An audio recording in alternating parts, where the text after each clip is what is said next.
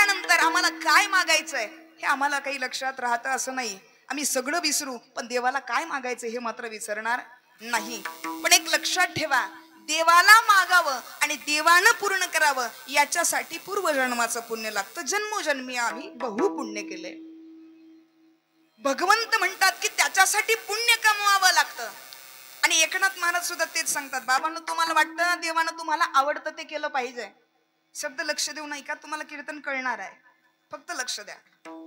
एकनाथ महाराज म्हणतात तुम्हाला वाटतं तुम्हाला आवडतं ते देवानं ऐकलं पाहिजे, तर एकनाथ महाराज म्हणतात अगोदर त्याला आवडतं ते करा, मग तुम्हाला आवडतं ते झाल्याशिवाय राहणार नाही. विठ्ठल विठ्ठल.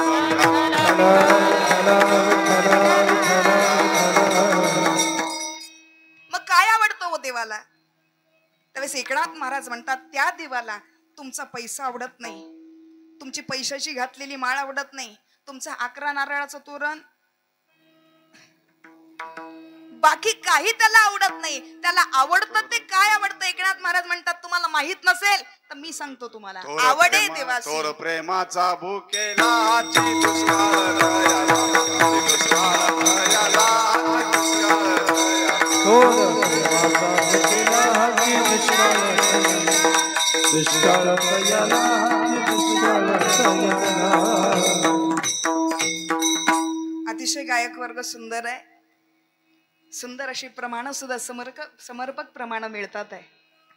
पण खरं तर मला धाक पडला कारण कीर्तन चालू झालं की म्हटले वाटचालीचं कीर्तन आहे आणि 1 तासापुरतच कीर्तन असावं वाटचालीचं. त्यातला अर्धा तासापेक्षाही जास्त वेळ आपला निघून गेलाय.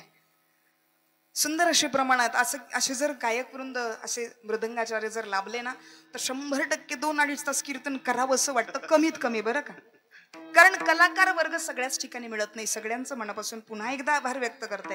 आणि एकनाथ महाराज सांगतात की त्याला आवडतं ते करा, म्हणजे तुम्हाला आवडतं ते झाल्याशिवाय राहणार नाही. काय आवडतं देवाला? आवडे देवासी तो ऐका प्रकार आणि नामाचा उच्चार रात्रंदिवस.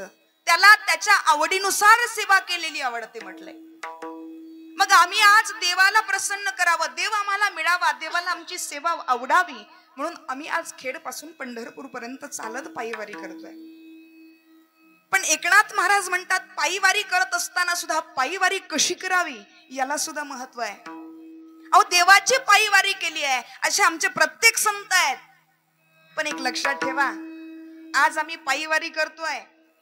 पायीवारी केल्यानंतर आम्ही एकदा पायीवारी केली की आम्ही वर्षभर सांगतोय आम्ही पायीवारी केली, आम्ही पायीवारी केली. पण एक लक्षात ठेवा, आमच्या संतांनी जन्मोजन्मी त्या ठिकाणी वर्षानुवर्ष वारी केली, त्यांनी कधी कोणाला सांगितलं नाही. अहो तुम्हा आम्हाला पाय आहेत, हात आहेत, सगळं असून आम्ही वारी करतो यात नवल नाही. पण आमच्या साधू संतांमध्ये एक व्यक्ती अशी होऊन गेली की त्यानं बिना हात पायाची वारी केली.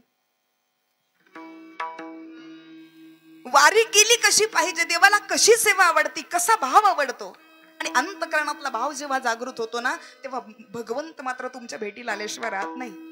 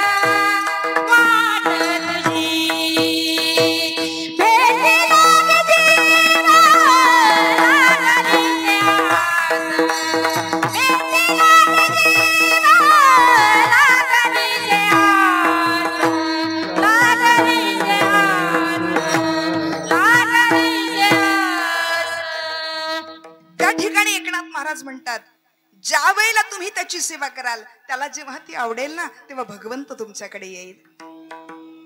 आम्ही वारी करतोय, अहो अशी वारी केली ना, कोणी केली? साधू संतांनी केली. कशी केली आम्हालाही कळालं पाहिजे. याचं काही उदाहरण आहे? जेव्हा एखादा साधक त्या ठिकाणी एकनाथ महाराजांकडे आला आणि त्यांना विचारलं, नाथ बाबा तुम्ही सांगताय वारी केली पाहिजे, तुम्हाला हात पाय आहे नवल नाही, अहो ज्याला हात पाय नाही अशानं वारी केली, अहो असं आहे का एखादं उदाहरण? त्यावेळेस त्यांनी स्मित हास्य केलं आणि सांगितलं, बाबा रे आहे ना उदाहरण. आषाढी कार्तिकी पंढरपूरच्या वारीचे दिवस चालू होते आणि असे दिवस चालू असताना पैठण क्षेत्रावरून अशीच एक दिंडी निघाली होती. आणि दिंडी निघाल्यानंतर ते दिंडीचे चालक मालक अध्यक्ष कोण होते? भानुदास महाराज. कोण होतं? सगळ्यांनी बोलायचं. कोण होतं? भानुदास महाराज होते. भानुदास महाराजांनी त्या ठिकाणी सगळे वारकरी एकत्र केले. दिंडीचं प्रस्थान होणार आहे. सगळे टाळकरी माळकरी त्या ठिकाणी जमा झालेले आहेत. आणि जमा झालेले असताना आता दिंडीचं प्रस्थान आहे. प्रत्येकाच्या हातात टाळ आहे, विणा आहे, मृदंग आहे. सगळी जण पावल्या खेळत खेळत पताक्या घेऊन त्या ठिकाणी त्या दिंडीचं प्रस्थान झालं. प्रत्येक जण त्या ठिकाणी मुखातून त्यांच्या भजन येत आहे. ज्ञानोबा तुकाराम, ज्ञानोबा तुकाराम, ज्ञानोबा तुकाराम, ज्ञानोबा तुकाराम. निवृत्ती ज्ञानदेव सोपान मुक्ताबाई एकनाथ नामदेव तुकाराम. निवृत्ती ज्ञानदेव सोपान मुक्ताबाई एकनाथ नामदेव तुकाराम. निवृत्ती ज्ञानदेव सोपान मुक्ताबाई एकनाथ नामदेव तुकाराम. निवृत्ती ज्ञानदेव सोपान मुक्ताबाई एकनाथ नामदेव तुकाराम. एकनाथ नामदेव तुकाराम. एकनाथ नामदेव तुकाराम. एकनाथ नामदेव तुकाराम. एकनाथ नामदेव तुकाराम. ज्ञानोबा माऊली तुकाराम. ज्ञानोबा माऊली तुकाराम. ज्ञानोबा माऊली तुकाराम. ज्ञानोबा माऊली तुकाराम. सुंदर भजनाच्या गजरामध्ये ती दिंडी निघाली त्या गावातून. पैठणवरून दिंडीचं प्रस्थान झालं. दिंडीचा नियम आहे संध्याकाळी ज्या ठिकाणी मुक्काम होईल त्या गावामध्ये मुक्काम करायचा, हरिपाठ करायचा. हरिपाठ झाल्यानंतर नित्यनेमाचं कीर्तन व्हायचं आणि कीर्तन झाल्यानंतर त्या ठिकाणी विश्राम व्हायचा. मजल दर मजल करत करत दिंडी निघाली. जात असताना एका गावामध्ये मुक्काम पडला आणि मुक्काम पडल्यानंतर त्या ठिकाणी संध्याकाळी हरिपाठ झाला. हरिपाठ झाल्यानंतर नित्यनेमाचं कीर्तन उभा राहिलं. पंचपदी चालू झाली आणि त्या रामकृष्ण हरी भजनाचा आवाज त्या गावामध्ये गुंजू लागला. सुंदर असं ते भजन गुंजू लागलं आणि त्या भजनाचा आवाज त्या गावामध्ये एका लहानशा छोट्याशा घरामध्ये त्या एका लहानशा मुलाच्या कानावर गेला. कानावर आवाज गेला. एवढं सुंदर भजन आहे. ते भजन त्यानं कानावर गेल्याबरोबर त्यानं ऐकलं आणि त्या मुलाला त्या कीर्तनाला जाण्याची इच्छा निर्माण झाली. त्या मुलाला वाटलं किती सुंदर आवाज येतोय, मला सुद्धा त्या कीर्तनाला जायचंय. पण ज्याला कानावर आवाज आलाय, रामकृष्ण हरी भजनाचा आवाज ज्याच्या कानावर गेलाय, ज्याला कीर्तनाला जाण्याची इच्छा निर्माण झाली आहे, त्या मुलाची अवस्था सांगते ऐका. त्याच मुलाला या खांद्यापासून दोन्ही हात नव्हते मावशी, मांडीपासून दोन्ही पाय नव्हते खाली. इच्छा निर्माण झाली मला कीर्तनाला जायचंय, पण जावं तर कसं जावं. म्हणून आईला आवाज दिला. आईला आवाज दिला, आई आई बाहेर ये. आई बाहेर आली आणि बाहेर आल्याबरोबर आईने विचारलं, काय झालं रे बाळा, एवढ्या जोरात जोरात आवाज देतोस. ज्याला कीर्तनाला इच्छा झाली जायची, ज्याला दोन्ही हात नाही, ज्याला दोन्ही पाय नाही, असा वणक्यासारखा जो देह आहे, त्याचं नाव आहे कुर्मदास. आई बाहेर आली आणि त्यांनी विचारलं, काय झालं बाळा. त्या कुर्मदासानं सांगितलं, म्हटले आई आई आज आपल्या गावात कीर्तन आहे. मी कालपासून ऐकलंय ग आई, आपल्या गावात उद्या भानुदास महाराजांची दिंडी येणार आहे. आणि भानुदास महाराज कोणी सामान्य नाहीत आई. अगं ज्यांच्या कीर्तनात साक्षात तो भगवान परमात्मा त्या ठिकाणी येतो ना, ते भानुदास महाराज आहेत. आणि त्यांच्या कीर्तनाला आई मला जायचंय ग. आईला म्हटल्याबरोबर आईनं रागानं डोळे लालबुंद केले आणि जशी वीज कडाडावी तशी कडाडली ती आई. ती आई म्हणते, अरे ज्यानं तुझं एवढं वाटोळं केलंय त्याच्या कीर्तनाला कशाला रे तुला जायचंय. अरे ज्यानं तुला दोन्ही हात दिले नाही, दोन्ही पाय दिले नाहीत, बाळा तुला दोन्ही हात नाही म्हणून तुझ्याशी कोणी खेळत नाही रे. तुला दोन्ही पाय नाहीत, कोणी तुझ्याशी बोलत नाही. अख्खं बालपण केलं पण तुझा कोणी मित्र झाला नाही. आणि त्या देवानं तुझं वाटोळं केलंय, कशाला तुला त्याच्या कीर्तनाला जायचं रे.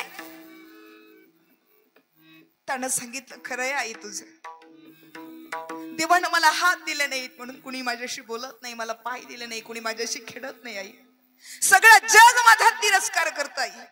पण आई मला वाटतं ग, या जगानं जरी माझा तिरस्कार केला नाही तरी तो जगाचा मायबाप तरी मला जवळ करेल ग, म्हणून मला त्याच्या कीर्तनाला जायचं आहे.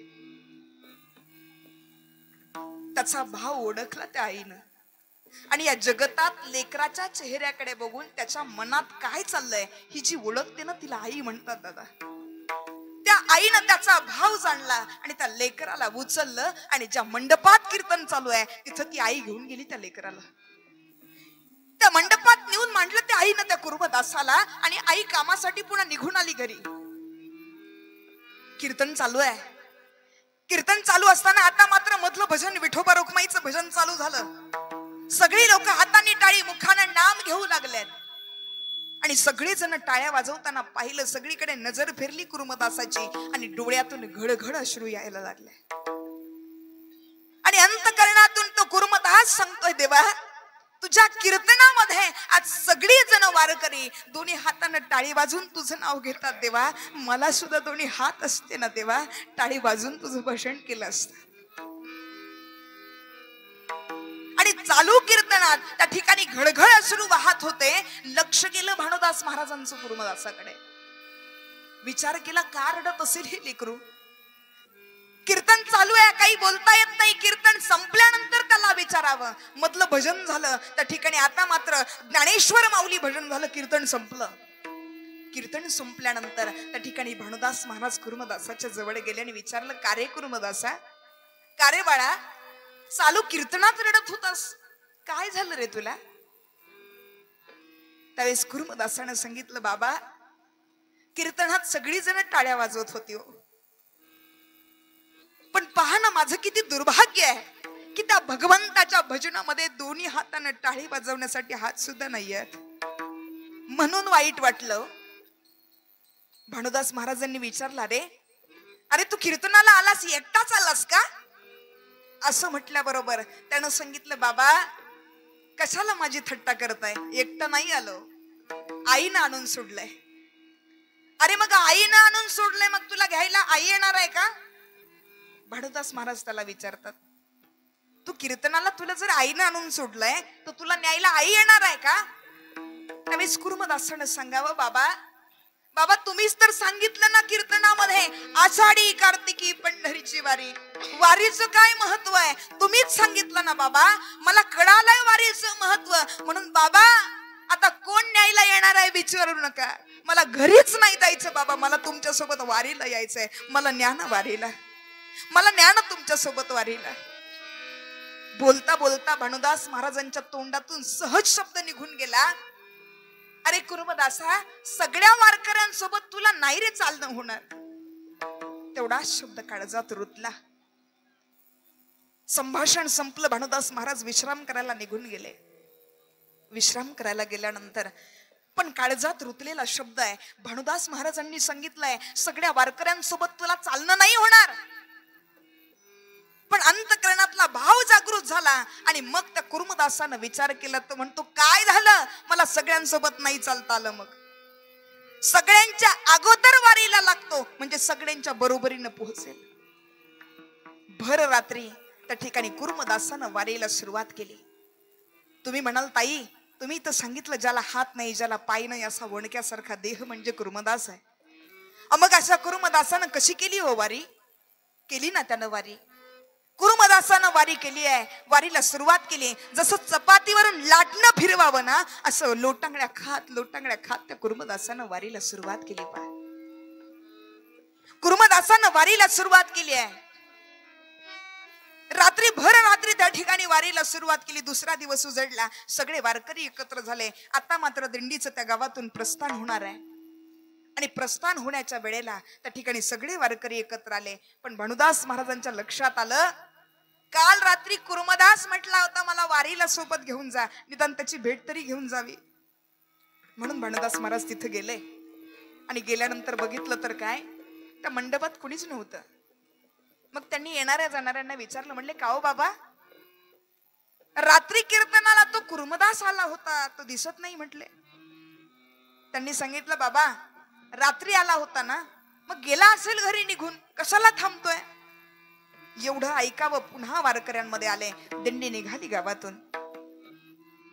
पण रात्री वारीला लागलेला कुर्मदास मजर दलमजल करत त्या ठिकाणी वारी करत होता आणि जात असताना लोटांगड्या खात चलत होता. पण चलत असताना जोही मनुष्य रस्त्यानं दिसेल ना, त्याच्या चरणावर डोकं ठेवावं त्या लेकरानं. आणि डोकं ठेवल्यानंतर तो कुर्मदास म्हणतो, बाबा दादा, आमच्या गुरुजींची दिंडी येते हो मागून, काहीतरी नाश्ता पाण्याची सोय करा ना. आमच्या बाबांची दिंडी येते मागून, त्यांच्या नाश्ता पाण्याची सोय करा ना. प्रत्येक भेटलेल्या वारकऱ्याला बोलावं आणि पुढे निघून जावं. भानुदास महाराजांची दिंडी मागून येत होती. एका गावाच्या वेशीवरती नाश्त्याचं सामान मांडलेलं होतं. भानुदास महाराज पुढे गेले आणि विचारलं, का हो दादा, तुम्हाला कसं कळालं आमची दिंडी येते. त्यानं सांगितलं, बाबा आम्हाला कसं कळणार आहे हो, आत्ताच तुमचा शिष्य पुढे गेलाय ना, त्यानं सांगितलं की आमच्या गुरुजींची दिंडी मागून येते, त्यांच्या नाश्त्याची सोय करा. एवढा शब्द ऐकला आणि भानुदास महाराजांच्या टचकन डोळ्यात पाणी आलं आणि लगेच डोळ्यासमोर चित्र उभं राहिलं. पुढे गेलेला दुसरा तिसरा कुणी नाही, माझा कुर्मदास पुढे गेलाय. भानुदास महाराज म्हणतात, आता माझ्या कुर्मदासाला घेतल्याशिवाय वारी पूर्ण नाही करणार. संध्याकाळी मुक्कामाच्या ठिकाणी भानुदास महाराजांची कुर्मदासाची भेट झाली आणि पुन्हा दुसऱ्या दिवसापासून भानुदास महाराज कुर्मदासाला घेतल्याशिवाय वारीला सुरुवात करत नव्हते. पंढरपूरच्या जवळ लवडे नावाचं गाव आहे आणि त्या लवडे नावाच्या गावामध्ये संध्याकाळी मुक्काम पडला आणि मुक्काम पडल्यानंतर नित्यनेमाचा हरिपाठ झाला, कीर्तन झालं, लोकांनी विश्रामही केला. आता दुसऱ्या दिवशी सकाळी निघायची वेळ आहे. दररोजच्या नित्यनेमाप्रमाणे कुर्मदास कुठे दिसत नाही, त्याला पाहावं आणि वारीला सुरुवात करावी. म्हणून त्या ठिकाणी भानुदास महाराज कुर्मदासाला शोधू लागले. शोधत असताना सगळीकडे शोधलं, कुर्मदास कुठे दिसला नाही. चालता चालता त्या ठिकाणी शोधता शोधता रस्त्याच्या कडेला कुर्मदास पडलेला होता. भानुदास महाराज त्याच्या जवळ गेले आणि जवळ घेतल्यानंतर सुखाची सावली विसावा विठाला, सुखाची सावली प्रेम पाना घाली भक्तावरी, प्रेम पाना घाली भक्तावरी विसावा विठाला, सुखाची सावली विसावा विठाला, सुखाची सावली. भानुदास महाराज कुर्मदासाच्या जवळ आले आणि ती अवस्था बघितली. कुर्मदास रस्त्याच्या कडेला पडलेला आहे आणि पडलेला असणारा कुर्मदास त्याच्या जवळ गेले भानुदास महाराज आणि कुर्मदासाची अवस्था बघितली आणि भानुदास महाराजांना रडू नाही आवरलं. हंबरडा फोडून भानुदास महाराज रडायला लागले. काय झालं असेल हो, काय पाहिलं असेल त्यांनी. ज्यावेळेस भानुदास महाराज कुर्मदासाच्या जवळ गेले, त्यांनी पाहिलं ज्यानं भगवंताच्या दर्शनासाठी वारीला सुरुवात केली, आपल्याला हात नाही, आपल्याला पाय नाही म्हणून कशाचा विचार नाही केला, तरी सुद्धा वारी करत असणारा कुर्मदास लोटंगण्या खात जेव्हा वारी करत होता ना मावशी, त्यावेळेस वारी करत असताना या त्वचेची अशी अवस्था झाली होती जसं एखाद्या वांग्याचं भरीत व्हावं. लोटंगण्या खात वारी करत असताना कधी माती रुतत होती, कधी दगड टोचत होती आणि सगळीकडे बघितल्यानंतर त्यांनी त्याची अवस्था बघितली आणि अवस्था झालेली असताना त्यांनी पाहिलं की त्या शरीराकडे जिकडे पाहावं तिकडे रक्तच रक्त दिसू लागलं. सगळं रक्तबंबाळ झालेलं शरीर पाहिलं आणि भानुदास महाराज कुर्मदासाला हात जोडतात, कुर्मदासा, अरे त्या देवाच्या दर्शनासाठी किती रे त्रास घेतलास, पण आता थोडं राहिलंय रे पंढरपूर, थोडा त्रास सहन कर, म्हणजे आता पांडुरंगाचं दर्शन तुला घडेल. छत्री कोणाकडे असले तर द्या बरं जरा. पांडुरंगाचं दर्शन तुला घडेल म्हटल्याबरोबर त्या ठिकाणी डोळ्यातून घडघड अश्रू व्हायला लागल्या. आणि घडघड अश्रू व्हायला लागल्यानंतर तो कुरुमदास भानुदास महाराजांना म्हणतो, बाबा घरून निघत असताना त्या भगवंताचं दर्शन व्हावं म्हणून निघालोय. त्याच्या दर्शनाच्या अपेक्षेनं वारी केलीये बाबा. त्याचं दर्शन मला घ्यायचंय बाबा. मलाही वाटतंय पंढरपूरला येऊन त्याचं दर्शन घडलं पाहिजे. पण बाबा मला नाही वाटत तर माझं शरीर मला तिथपर्यंत साथ देईल म्हणून बाबा माझ्या शरीराची अवस्था अशी आहे, मला वाटत नाही माझं शरीर मला तिथपर्यंत साथ देईल. म्हणून बाबा माझ्यावर एक उपकार करा ना. तुम्ही पंढरपूरला गेले ना की त्या पांडुरंगाला या कुरुमदासाचा नमस्कार सांगा बाबा. एवढा उपकार करा माझ्यावर. एवढा करा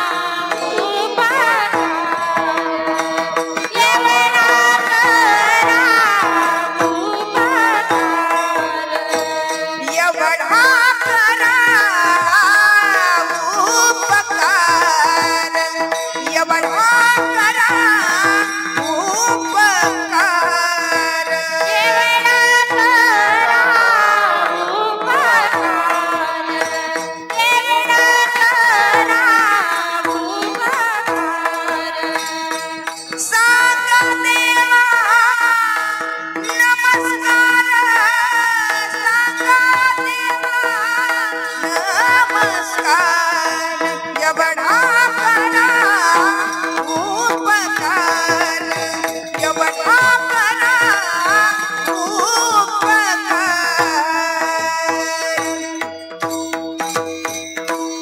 रडायला लागला कुरुमदास. आणि रडताना तुम्ही हात जोडले आणि भानुदास महाराजांना सांगू लागला, आता तुम्ही म्हणताल ताई ज्याला हात नाही म्हणता आणि त्याने हात जोडले म्हणता. प्रत्येक वेळेला नमस्कार करण्यासाठी हातच जोडावीत याची गरज नाहीये. अंतकरणातून तेवढी क्षमता पाहिजे. डोळ्यातून घडघड अश्रू वाहतात आणि त्या लीनतेनं त्यानं सांगावं, बाबा तुम्ही पंढरपूरला चाललात ना बाबा, त्या पांडुरंगाचं दर्शन घेण्याची आस आहे. पण मला नाही वाटत माझं शरीर मला साथ देईल बाबा. बाबा माझ्या शरीराची अवस्था अशी झाली आहे जसं वांग्याचं भरीत व्हावं. सगळ्या शरीराला शरीर माझं रक्तबंबाळ झालंय बाबा. आता माझं शरीर मला तिथपर्यंत साथ देईल म्हणून सांगता नाही येणार. म्हणून बाबा तुम्ही पंढरपूरला गेले ना त्या पांडुरंगाला या कुरुमदासाचा फक्त नमस्कार सांगा बाबा. भानुदास महाराजांनी डोळं पुसवेत आणि भानुदास महाराज वारीला लागले.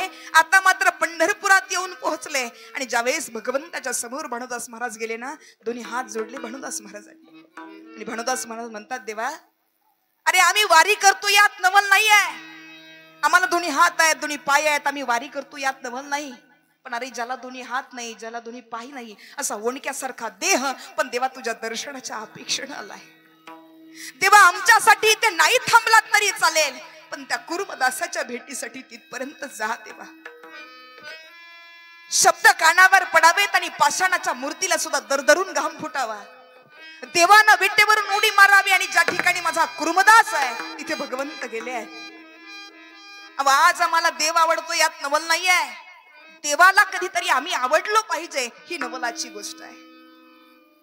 देवाच्या आवडीचं आम्ही करतो यात नवल नाहीये. अहो देवानं आमच्या आवडीचं कधीतरी केलं पाहिजे ना ही नवलाची गोष्ट आहे.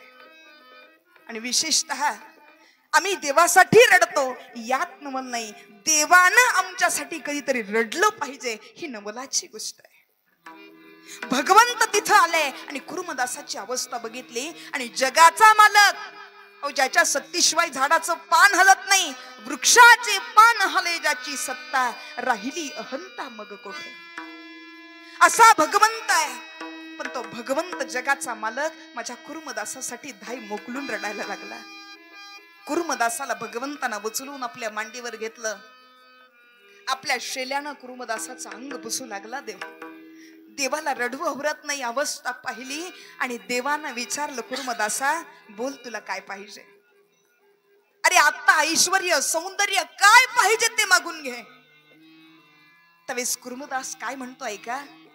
कुर्मदासानं सांगितलं, देवा आता ऐश्वर्य देशील, सौंदर्य देशील, धनसंपदा देशील, पण देवा ज्यावेळेला पुन्हा माझा मृत्यू काळ जवळ आलेला असेल ना, त्यावेळेला देवा तू माझ्या जवळ नसशील.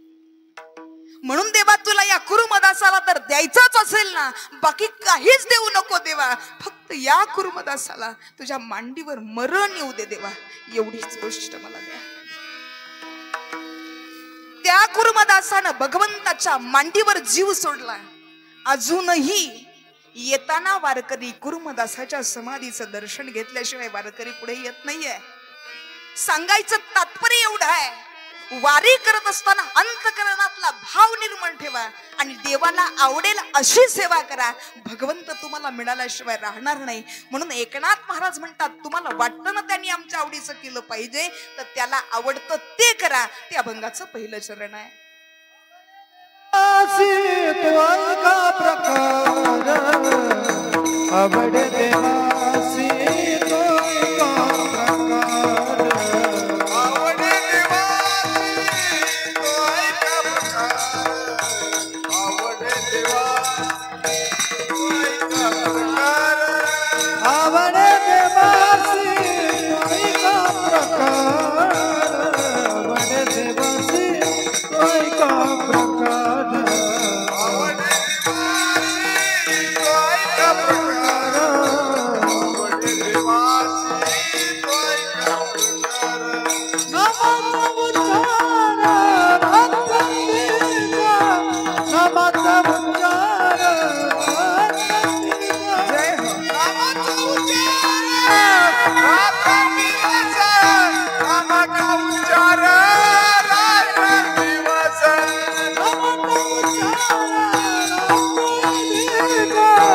नामाचा उच्चार रात्रंदिवस रात्रंदिवस नामाचा उच्चार रात्रंदिवस तुळसी माळ गळा गोपी चंदन टिळा तुळसी माळ गळा गोपी चंदन टिळा तुळसी माळ गळा गोपी चंदन टिळा तुळसी माळ गळा गोपी चंदन टिळा तुळसी माळ गळा गोपी चंदन टिळा तुळसी माळ गळा गोपी चंदन टिळा तुळसी माळ गळा गोपी चंदन टिळा तुळसी माळ गळा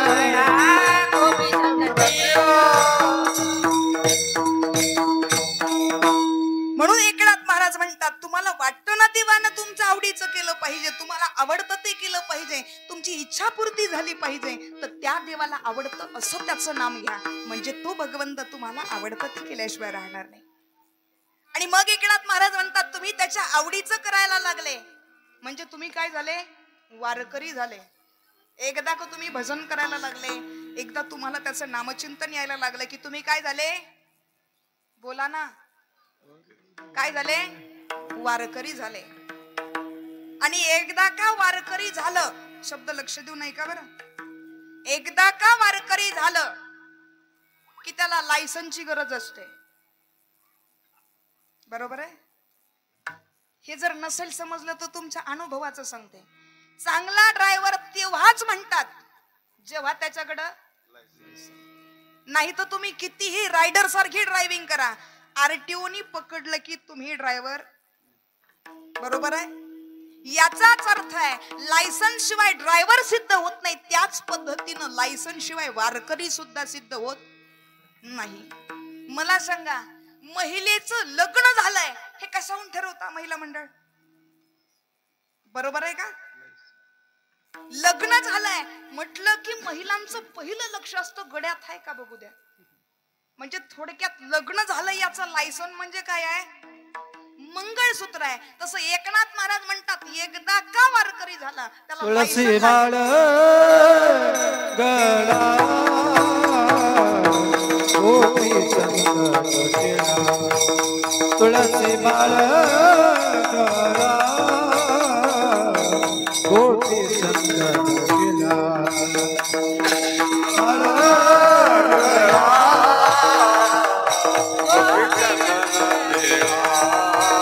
तुळसी माळ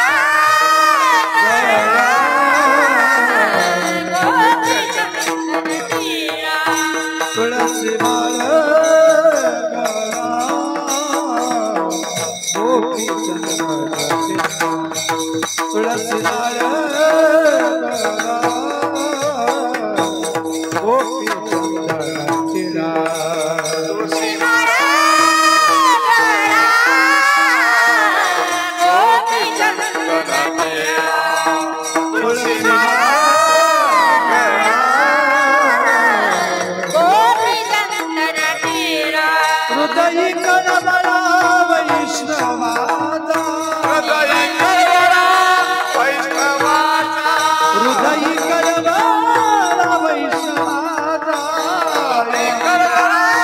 वैष्णवाचा तुळसी माला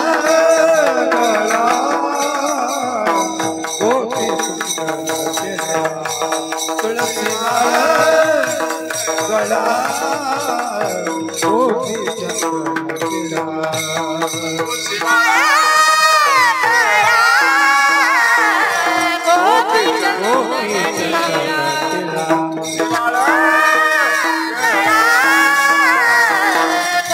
गोपी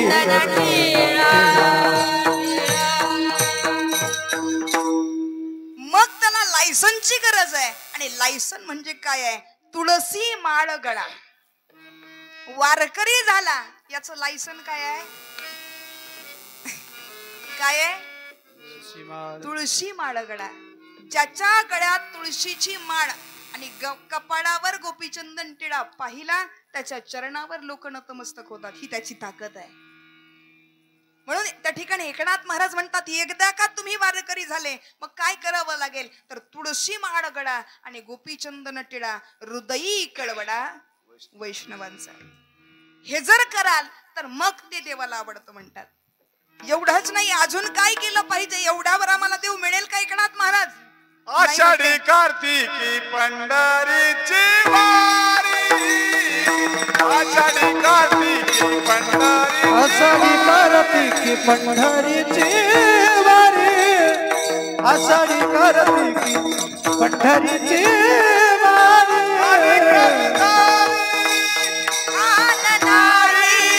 साधन निर्धारी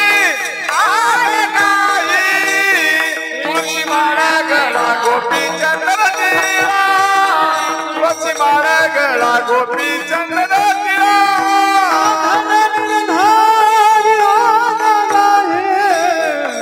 साधन निर्धारी तुळशी माळा गळा गोपी तुळशी माळा गळा गोपी